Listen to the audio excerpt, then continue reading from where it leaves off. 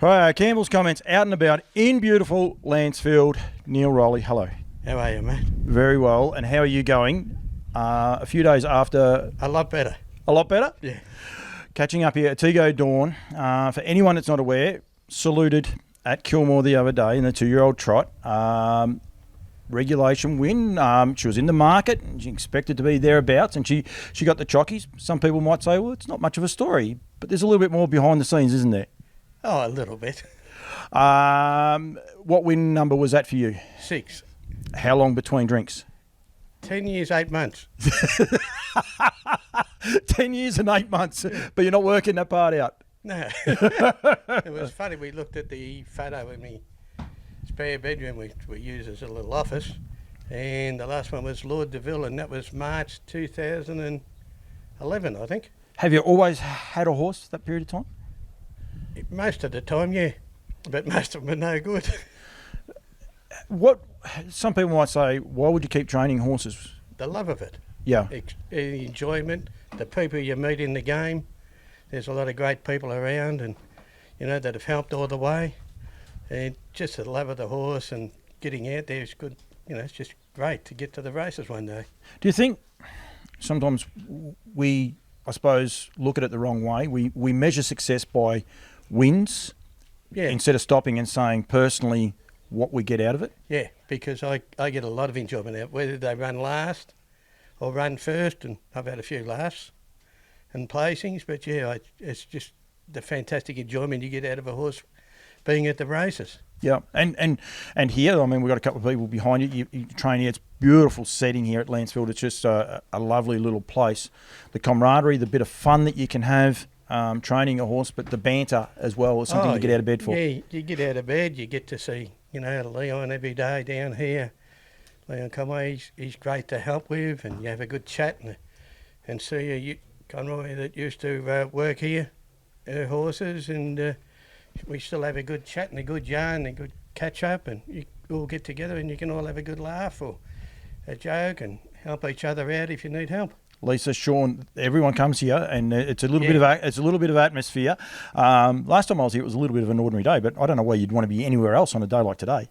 No, it's beautiful down here, and like now this time of year is great, and the track's fantastic, and even when you get 2 inches of rain overnight, you can still fast work on the track the next morning. Yeah.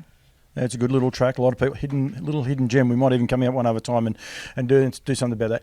You talk about the friends you meet, and the likes. Myself and Leon were talking there about potentially how long I might have known him. It's 36 years plus, and I think sometimes they're the sorts of friendships that you don't actually realise you've done, and I'm sure you've got a lot of them over the journey where people you've known. Yeah. But if you actually put a timeline on it, you go, wow. Yeah, well, that's it. I mean, I used, Mark Hayes has been helping me now and again when I had young horses and took them out to Maryborough, and he'd drive and come back and give recommendations on what to do or this or that. Ginger Gleason qualified this one off a standing start for me. Chris Alford's helped me, Berta Burnett over the years, and Rodney Petroff and Joey's wife has been fantastic help with this one. And, he's been driving her for me when he can't drive. I get young Josh Duggan, who's become a very good driver because he's learned off the best, but it's great friendship. You go to the trots, you can talk to anyone, everyone's good, and even the stewards say hello, and it's just a good day out. You talked there about Josh, and we was talking earlier when he came over as a 16-year-old. You were helping Chris out at the time, working horses and helping him out. You had to drive him around everywhere. You forget things like toilet paper and the lights. You had to look after him with everything. Yeah, he used to come over and we'd go down to lunch at Romsey, and because I live in Romsey, and we'd drive him down, and he'd have his lunch and then go to the shop and buy whatever he needed, and you drive him back to Chris's place where he was staying, and he'd ring you up half an hour later. Oh, I forgot me smokes and toilet paper or something. Can you bring some up for me? So you jump in the car, go get them and drop them up for him. But he's one of the real good guys of harness racing. A lot of people, we might have ran second to you the other day, so I might have been cursing him, but the night before he just jumps on one for us. He does a great job because he's not affiliated to any big stable, but he treats everyone the same. He even might stir you up a little bit. Yeah, he does he's learned off some of the some of the top drivers that know I get a bit nervy and touchy before a race, before they get in the sulky and go out, and some of them deliberately or accidentally wait until the last second. The clerk at the course comes around and says, right, drivers, thank you. And you then put in the sulky on and they just turn up and jump in and go. Your nerves, and I'm going to touch on it a little bit. Is it only with the harness horses, like your mad kangaroo supporter? Is it just the horses? Just if my horse is racing, that's it. I've only watched 3 races in all the times I've had horses racing. And you were saying to me, you watched the last lap of this filly at Bendigo. Yeah. Because you miscounted laps. You're walking around out in the car park and you thought the race was over, so you came back and she was sitting in the def. Yeah. I seen her go into the def seat and I thought, oh, well, that'll give her a good run. And then they ran 29 quarters, the last 2 quarters. And she finished third and did a good job. But, yeah, no, I got too nervous before the race. What do you do in the car park? Like, just walk and pace and try and breathe. Do you listen, or you just even try and block it? You can't hear anything, I think. You try and block it out. So it's funny, isn't it? Because, again, everyone measures it by getting wins and the likes I say about your friendship. Yeah. You go to something that turns you inside out, but you just enjoy it so much. Yeah, like when Soulstorm was the first horse that ever won a race for us, won in the Snowy Chapman pace at Kilmore. What a great name, yeah. Yeah, and Nick Dyer drove it for me, but I walked out the car park, out of the gate and gone down the road and came back, waiting for her to come back to the stalls, and they came back and told me my horse won. So I didn't even know. And that was it? So you just decided, that's it, I'm just going to keep walking? And No, well, even other races that I've been in, I get too nervous and I worry about the driver, thinking, I hope the horse doesn't do something wrong and hurt the driver or something like that. And I was going to say, it's not about the win. You don't get nervous about winning a race, you just get nervous full stop. Yeah. Yeah. So sometimes I don't breathe much during a race, and after Kilmore when she won, I couldn't breathe much there in the stand. To sit back down. Any truth to the matter that they were thinking about getting the paramedics to you up in the stand? Oh, one guy jokingly said it, because I couldn't breathe much and couldn't talk much and couldn't do much and felt a bit dizzy, so I sat back down again. Another fella sat with me, and then we got up and went back to the stalls thinking they were going to go in the parade ring, but they don't. They come straight back to the stalls now. And got back there and the sulky was off the horse. Half the gear was off the horse. Josh and Lisa Miles told me to get out the road, and they got all the gear off the horse and put it in the bag for me. And they said they'll wash it for me. I said, no, I'll do that, because I started to calm down a bit. And friends of ours, Eddie and Pauline Tapp, were a couple of stalls up, and they came up and gave us a hand too. And no, by the time we washed her, I think then we started to calm down a little bit, but still don't remember the race. But isn't that's actually back to what you said, because the emotion of winning the race isn't what you had. The one thing you're recalling there is all the people that helped you. Yeah. All the people that helped you here from Lansfield. Yeah. So on that race day, people like Lisa Miles was just there taking the card off, and she won't think twice of it. But the fact that she tells you can remember all that, you can't actually remember the race. No, I don't remember the race at all. So I've watched it about, according to the wife, about 15, 20 times on the TV. But on Trot's Vision replays and that, but so I don't remember the race at all. Random question: you used to go around the car park and that. Why did you decide to go to the grandstand to watch this one?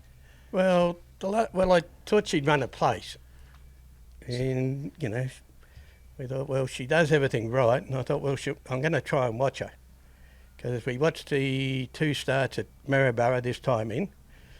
Prior to that, so you're trying to wean yourself onto watching the horses. Is this how it works? Yeah. So at Maryborough we sat, where they start, that little cubicle there, where they go out in the track. We sat there. The bus stop, yep. Watched the start, making sure she went away from the stand. And Rodney Petroff did a brilliant job and got her away, and she did well. But then they ran 2-1, which was a bit quick for her first up. And then he couldn't drive her. And the next week, and young Josh drove her.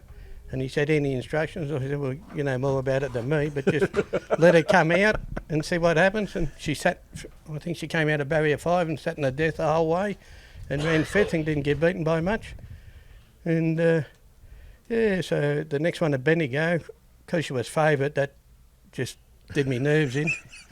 So it was back to the car park. Yeah. And accidentally watched the last lap. Yeah. Because you miscounted the laps from walking the laps of the car park.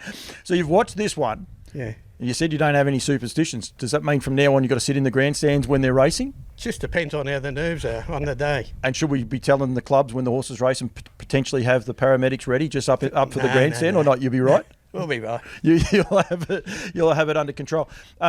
You're actually a really good fit because Janine Pitt actually bred the horse. Yeah. And if there's anyone that loves their horses more, I'll go he, because she absolutely loves them and adores them. And anything they do. I think she's even bought a picture, and yet she's not in the ownership and all the rest. I've got that on good authority. But how was she? Have you she would have been? Yeah, she sent me a message. Good luck and hope everything goes well. And I said, we just hope she trots all the way and does everything right because she's only a baby and still learning the game. And then after the race, my son rang me, but I couldn't talk to him on the phone. Then the wife rang me and I couldn't talk to her. Well, you spoke to Janine. You better be careful where this conversation's going and you might be in trouble. Then I got a message from Janine and then spoke to her on the phone. And before the wife. You're going to get yourself in trouble when she watches this. Well, after 43 years, it doesn't matter. But yeah, so no, I spoke to Janine and she was very, very happy. And I said we were just delighted, the way the horse went and everything else. And no, she was good because when we got the horse, we got off at 2. There was a fling it one and this one. They had a kid of it. And I rang, I think it was John Murphy, the broker, and he said the fling it one goes real well. But I spoke to Rodney Petrov, who used to drive Kidabit Avenger, and he said if you get the Kidabit one, they've got brilliant manners and everything. And so we got her and then educated her a bit more and then been over to Rodney Petrov's a fair few times, helping me, fast working her and educating her a bit more with other horses. And yeah, no, it's been brilliant. Been a lot of fun. Yeah. The Kidabit Avengers, they're doing a good job. Sting of a Wasp goes good. I think they've had half a dozen winners this year and does a really good job for a good value price too. Yeah, for $900 odd, he had a fair few the first season, but then I think the other year we only got 2 or 6. Yep. And everyone wants to go pay $10,000 or whatever to these other horses.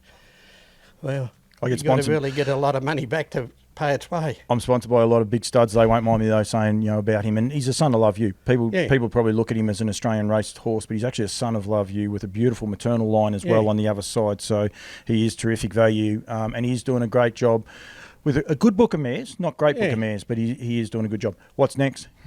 There's no more starts for her until the Vic breed. Which time? That's not too long away. That's about 2 weeks, 2.5 weeks. Yeah, about 2.5 weeks. I think it's a Monday up at Maryborough. Yep. So we're going up there to put her in the fillies race because she's been racing against geldings, colts and fillies, and now she can race against her own thing. And depending on how she goes, whether we make the final or the repechage or she has a spell after that. I think if you make the final of the size... I won't watch it. I reckon I could be there, hopefully in some capacity with your horse. No, with a camera, and I'm going to follow you around, even if it is pacing the car park. I don't care. We'll just see how it all goes and how it transpires. I think it could be a little bit of fun. No, if she makes the final, I'll be definitely not watching. Neil, congratulations, and thank you very much, mate, for a great interview and a good insight. Thank you, but I've got to thank Janine Pitt for letting me, take this horse, and she's been wonderful with us to this well-bred horse, and we just hope she does a lot more and wins a few more for Janine. See how well I'm going. Janine will be crying while she's listening to this, and I'll bet you I get a message back having a crack at me. She did actually try to sell one. I work for Nutrient. She tried to sell one in the Ready to Run. It was a half brother. Yeah, half brother to this horse. No, not one bid. So yeah, please, when you see Janine trying to sell them, she's legit. She's trying to rehome them all and the like. So make sure you look her up. Neil, thank you very much, mate. Well done. Thank you very much. Run seconds any day. Thank you. Thank you.